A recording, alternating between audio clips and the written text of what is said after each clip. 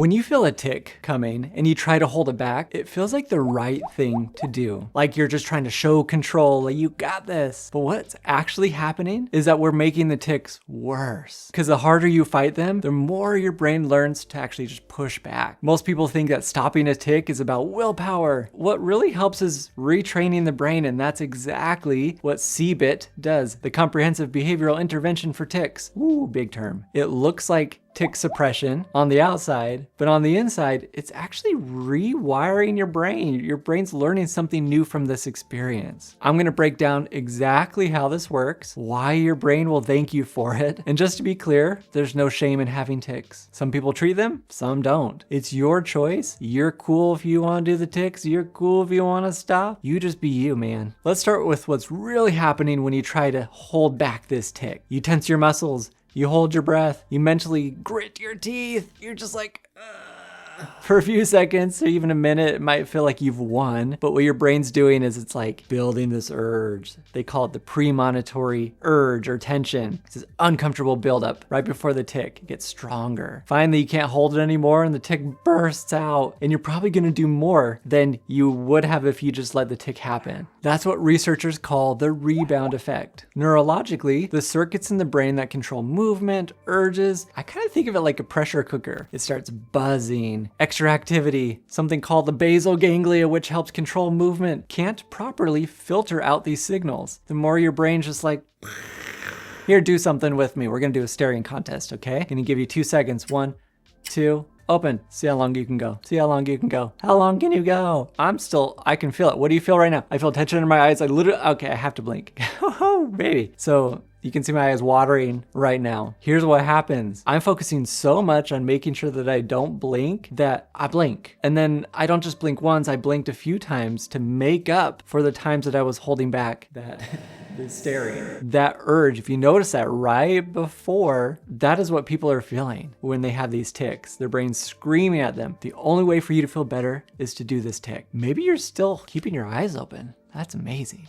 This is why pure suppression just feels so exhausting. You might make it through class, a meeting, dinner without doing tics, but after you're just drained and your tics explode. You ever noticed with maybe your parent and your kid, they're coming home from school and their tics are just all over the place because they've likely been holding them back throughout the day. Kind of think about a balloon. You hold under the water or a ball, it just gets more tension, more tension, more tension, more tension, and then it just explodes. But here's a key insight. Letting your tics happen actually isn't a failure. If your tics don't interfere with your life, you don't have to treat them. You can if you want to. Plenty of people live full, happy lives doing tics, and that's okay. But if you want to control them, there are methods, and that's what I'm teaching you right here, because this is what we do. First, we start with awareness training. You got to figure out, when does this urge happen? When does it happen? Does it happen when I'm at school? I'm in third period. I'm always in my room. I'm eating dinner. It's when I see this certain color. Like, it could literally be anything. We keep track of it. We got to know when they're happening, why they're happening, so we even figure out your environment. And then we create something that's called a competing response. Competing response means that we are competing with it. We are getting in the way of it. So instead of just saying,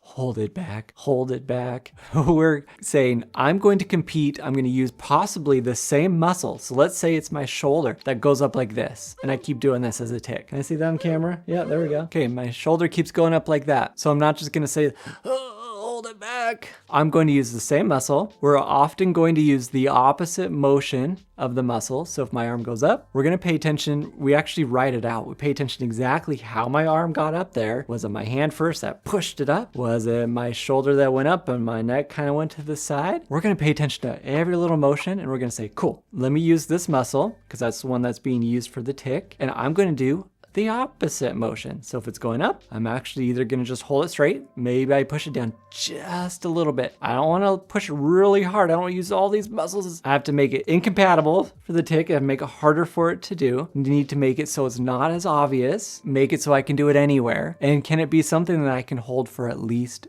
a minute. So when you see this, you're like, hey, wait, how's that not tick suppression? That's what it feels like. And when I first learned this, and I'm like, that's what it is. How would this work? But here's the deal. You're being more meaningful about it. So when that urge happens, because we're paying attention to that, the arm wants to go up. We're saying the urge is there. What does it feel like from 0 to 5, 0 to 10, whatever works for you? I've decided I'm just going to push my elbow. Is that my elbow? To the side of my body. That's my competing response. I'm pushing my elbow and I'm just going to put a little bit of pressure there and I'm going to focus on it. That urge that's happening, I'm going to say, cool urge. Awesome. I'm sitting with it. Ooh, yeah, I'm so scared. I'm going to do the tick. Like sometimes we even use phrases to say, I don't really care about this feeling. It's going to go up. It's going to go up. Kind of like the staring contest we did where it says blink, blink, blink, and then it's going to go down. That's the cool part. Your brain needs to learn, I can actually let this feeling go away without doing the tick. So I held my arm here. We're holding it for at least a minute or until that urge goes away after the minute. Those are some of the rules. So that urge has gone away at least half of the way. Okay, I'm going to relax my arm. And then that urge says, oh, do it again. Your arm's going to go up. Yeah, cool. Well, I know what to do.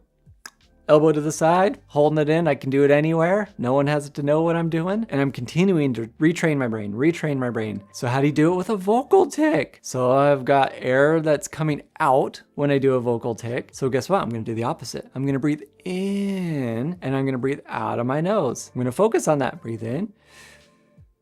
And maybe we hold it for a certain amount of seconds, but we're teaching the body that that is going to be my competing response. I am getting in the way. I'm making it harder for this to happen. We schedule times to practice. That's why we're tracking as well. We know right before dinner time, I tend to do it a lot. I am ready to go, man. I am so ready to do these competing responses. And then I'm also going to just practice during the day. That was such a quick rundown of kind of what this treatment looks like. I do go through this in my step-by-step program. Lots of videos just like this. Make it super simple using worksheets as well. How you're going to track it. What's your plan going to be? How can you build self-confidence? Motivation. I spent so much time on this course as I want to help you. Go check that out. I'm going to link that down in the description. If you're a parent, it's for you. If you're a kid, it's for you. If you're a teen, if you're a therapist, go learn that treatment. So here's what you can do. If you're in this moment where you're just like, okay, well, I don't know where to start, use the worksheets in my course if you'd like. If you just want to do it yourself, that's great too. Take a piece of paper, pay attention. When do these tics happen the most? What is the trigger to that? Start writing them down, because what's really weird is that when people start paying attention to when those urges happen, when the tics happen, all of a sudden they start doing them less. It's the strangest thing. And I think it's because we're paying more attention to it in a meaningful way. The brain's like, oh yeah, maybe I don't need to do it. You kind of caught me before I caught you. There's a few other aspects. We create tick hierarchies. Write down all your tics, rank them from the easiest to the hardest, the ones that get in the way. We got to figure out your environment as well. They always happen right before you're doing homework. And then when you do homework, your parent says, hey, take a break. Don't do your homework tonight. And somewhere in your brain, it's like,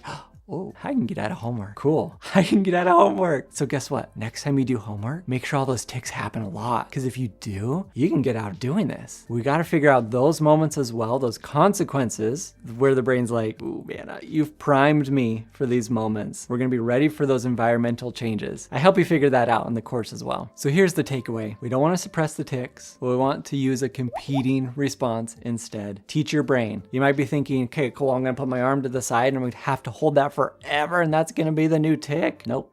Nope. I see these tics starting to reduce for people. They don't even have to be doing those competing responses, or if they are doing them, they're every once in a while. This doesn't become the new thing that the brain's like, aha, here's your new tick. No, that doesn't happen. You don't have to fight tics and Tourette's on your own. And like I said, and I really mean it, if you aren't somebody where you're in a place where you're like, I don't really care if I do them, then who cares? Keep doing them. But if you're in a spot where you're like, this is kind of bothering me, I don't know if this fits in my future, well, let's learn a different method for it, because you're great either way. There's probably another video here talking about tics and Tourette's. It's probably one of my older ones that I created. Go watch that if you need a little more help. Thank you so much for watching, and I'll see you next time. The dog's barking.